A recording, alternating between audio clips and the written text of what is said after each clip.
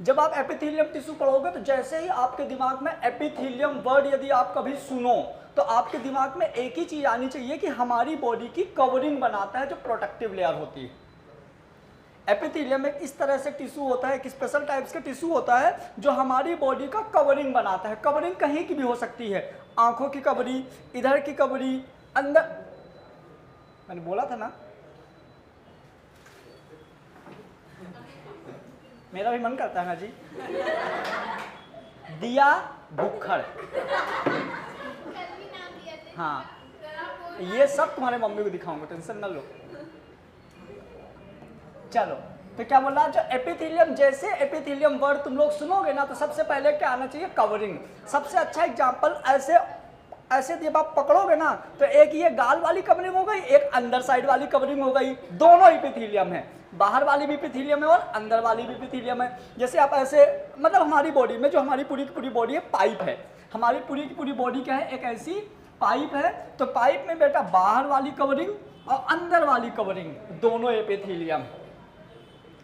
इस अकॉर्डिंग हमारी पूरी बॉडी में हर जगह कवरिंग है, क्योंकि यदि हमारी बॉडी में किसी एक पार्ट में कवरिंग नहीं होगा तो वहां से ब्लड बाहर नहीं निकल जाएगा, मसल्स बाहर निकल जाएगी, हड्डियां दिख जाएंगी। तो और इस वजह से ये पूरी की पूरी जो कवरिंग होती है, तो हमारी बॉडी में अलग अलग ऑर्गन्स होते हैं जो अलग अलग टाइप्स के फंक्शंस करते हैं, उनके अकॉर्डिंग कवरिंग भी अलग अलग टाइप्स की होती है। आप देख लो, इधर की कवरिंग देख लो और अंदर की कवरिंग देख लो, अंदर वाले ज़्यादा सॉफ्ट है, क्लियर, मतलब उधर अलग एपिथेलियम होगा, इधर अलग एपिथेलियम होगा। तो इससे हमको ये पता चला कि एपिथेलियम पक्का दो टाइप की होती है, एक सिंपल एपिथेलियम, एक कंपाउंड एपिथेलियम। फिर इनके सब हम अलग अलग डिटेल स्टडी करेंगे। पहले हम एपिथेलियम का बेसिक इंफॉर्मेशन पढ़ लेते हैं कि एक्चुअल में एपिथेलियम होता क्या है, हम इसको पढ़ते क्यों हैं, क्लियर। आओ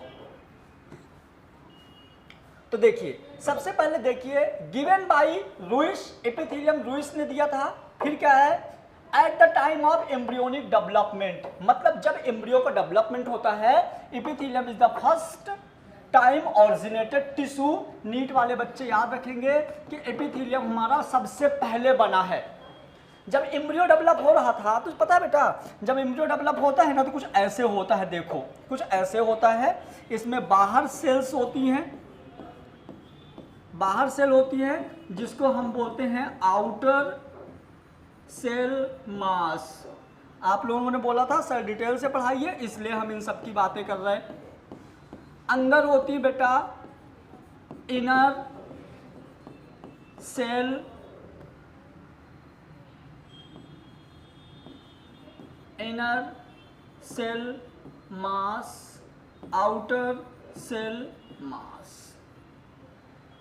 बाहर वाले को बोलेंगे आउटर सेल मास, अंदर वाले को बोलेंगे इनर सेल मास। जब ये डेवलपमेंट होता है, मतलब आप ये समझिए कि ये वाला अभी एम्ब्रियो जो है ना तो 10 से 15 दिन का हुआ है अभी बच्चा। ये फर्टिलाइजेशन के 10 से 15 दिन बाद एम्ब्रियो कुछ ऐसा हो जाता है जिसमें एक ऐसा स्फेरिकल स्ट्रक्चर रहता है, बाहर कुछ सेल अरेंज रहती है, कुछ अंदर अरेंज रहती हैं। तो बाहर वाले को क्या बोलते हैं, आउटर सेल मास, अंदर वाले को बोलते हैं इनर सेल मास। क्लियर हुआ।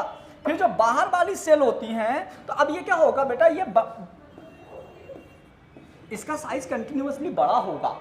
जब ये बड़ा होता है ना तो क्या होता है, जो बाहर वाली लेयर है, ये ब्लू कलर वाली जो बाहर वाली लेयर है, ये ऐसे एक मोटी लेयर बना देती है जिसको हम बोलते हैं ट्रोफोब्लास्ट। क्या बना देते हैं, और जो लाल कलर की जो बाहर वाली लेयर थी वो फट जाती है। तब तक जब ये बड़ा होगा तो ये फट के डिस्ट्रॉय हो जाती है और ये वाली एक लेयर बना देती है जिसको ट्रोफोब्लास्ट बोलते हैं। और जो अंदर वाली लेयर होती है ये ना, ये ऊपर जाके चिपक जाती है। अंदर वाली लेयर पूरा का पूरा ऊपर जाके चिपक जाती है और इस चिपकी हुई जो लेयर होती है ये हमारा होता है इनर सेल मास और outer cell mass convert in trophoblast. NEET वालों का फेवरेट क्वेश्चन,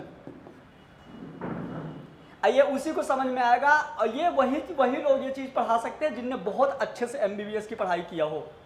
एमबीबीएस में एडमिशन लेने के बाद भी तुमको ये नहीं पता चलेगा, क्यों? क्योंकि देखो कितना अच्छा, मतलब एक तुम लोगों को मैं इतना आसानी से बता दिया, लेकिन बहुत लॉजिकल चीज़ है कि पहले एक सिंगल सेल था 2n जाइगोट, इनमें डिवाइड होता गया, 2 सेल, 8 सेल, 16 सेल, 32 सेल, इस तरह से वो सेल है ना 2 लेयर में डिवाइड हो गई। बाहर वाली लेयर आउटर सेल मास, अंदर वाली इनर सेल मास। बाहर वाली जब ये और बड़ा हुआ तो बाहर की जो लेयर थी वो टूट गई, तो आउटर सेल मास एक अलग से लेयर बना दिया जिसको ट्रोफोप्लास्ट बोले।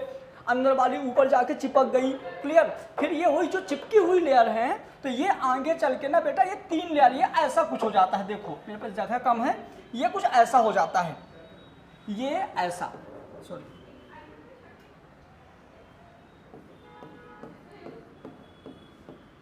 ये कुछ ऐसी हो जाती है।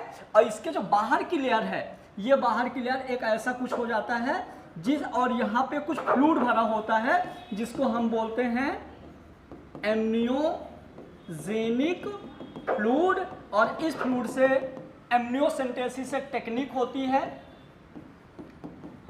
एमनियोसेंटेसिस एक टेक्निक होती है। इस टेक्निक से हम पता लगाते हैं कि लड़का है कि लड़की। जब तुम लोग हॉस्पिटल जाते होगे तो लिखा रहता होगा कि भ्रूण परीक्षण कानूनी अपराध है। तो जो एम्ब्रियो का, जो भ्रूण का, जो बेबी का हम पता लगा लेते हैं ना कि लड़का होने वाला है कि लड़की होने वाला है, तो इसी वाली चीज़ से हम पता लगाते हैं। इस वाले यहाँ पे पानी टाइप का भरा रहता है, कुछ सेल्स भरी रहती हैं। इन सेल को हमने बाहर निकाल लिया और सेल के क्रोमोसोम को देख लोगे, एक्स एक्स होगा तो लड़की होगी, एक्स वाई होगा तो लड़का होगा। क्लियर हुआ। अब जो अंदर वाली सेल होती है ना बेटा, इसको हम क्या बोल देते हैं, मजा आ गया, इसको हम बोल देंगे एंडोडर्म। क्या बोल देंगे, एंडोडर्म। इसके बाहर कुछ ऐसी ऐसी सेल बन जाएंगी, इसको हम बोल देंगे एक्टोडर्म। क्या बोल देंगे। अब फिर एक्टोडर्म क्या करती हैं, बीच में कुछ मटेरियल सिक्रीट करती हैं और इन दोनों के बीच में एक और लेयर बन जाती है जिसको हम बोलते हैं मीजोडर्म। आया मजा। मैंने तुमको ये नहीं बताया कि ऑरिजिन कैसे होता है, मैंने तुमको पूरी कहानी बता दिया। जब तुम लोग वीडियो देखना ना तो इस कहानी को 2-3 बार सुनना बैक कर करके, मजा आएगा। समझ गए, पूरी कहानी बता दी है शॉर्ट में, स्टार्टिंग में। 12th में इसको अच्छे से पढ़ेंगे। अब क्वेश्चन कैसा आता है कि eight the time of embryonic development, embryonic development के टाइम पे हमारी बॉडी की कौन कौन सी लेयर कब बनी है। तो बच्चा बहुत गलती करता है। बच्चा क्या बोलता है, पहले एंडोडर्म फिर मीजोडर्म फिर एक्टोडर्म। गलत। पहले एंडोडर्म फिर एक्टोडर्म फिर मीजोडर्म, क्योंकि मीजोडर्म किससे बनता है, एक्टोडर्म के सिक्रीशन से बना है। अब पता है आपको, ये तीनों लेयर मिलके हमारी पूरी बॉडी बना दी। कैसे, सुनना, हटा।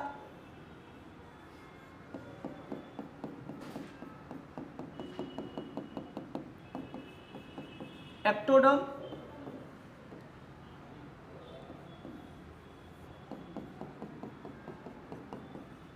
मीजोडर्म,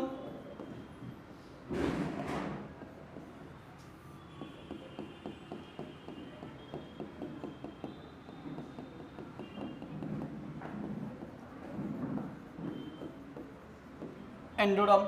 अब सुनो, ये तीनों लेयर बन गई ना बेटा। बहुत मतलब इंपॉर्टेंट चीज बता रहा हूं, ध्यान से सुनिएगा।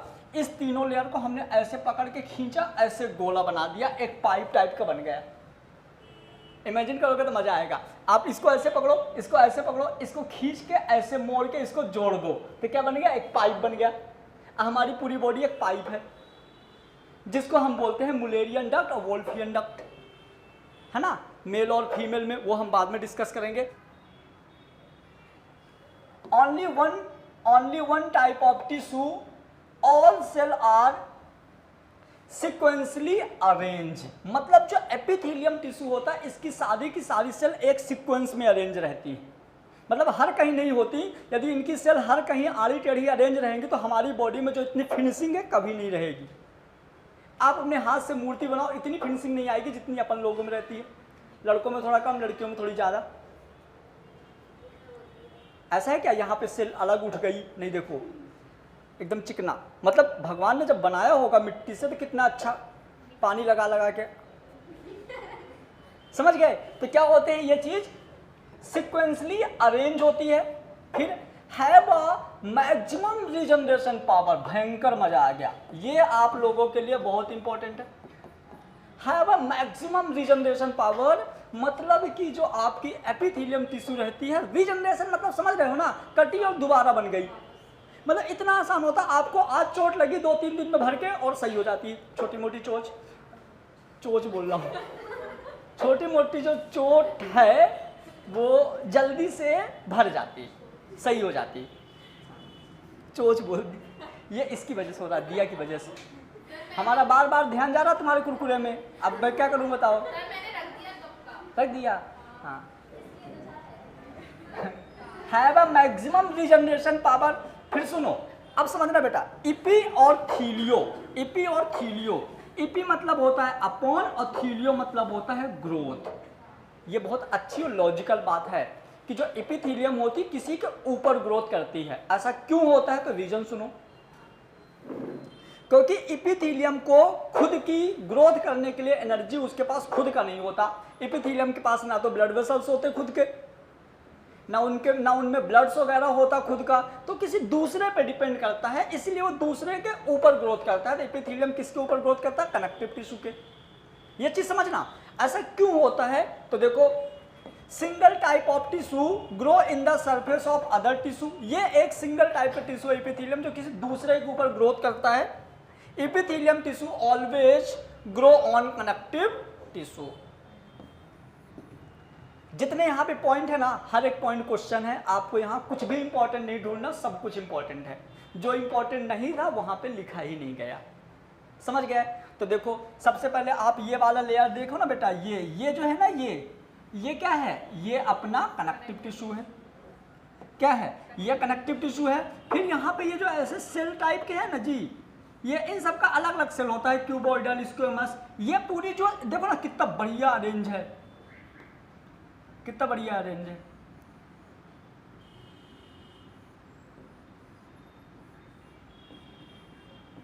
इसको हम ये ना बोलेंगे सिक्वेंटली अरेंजमेंट, इतना अच्छा तो अरेंज है, तो इस अरेंज को हम क्या बोलेंगे? सिक्वेंटली अरेंजमेंट। बट यहाँ पे एक चीज आप देख पा रहे होगे, ये कनेक्टिव टिश्यू है और ये एपिथेलियम है, दोनों के बीच में एक और लेयर है, भुर्री, बेसमेंट मेम्ब्रेन।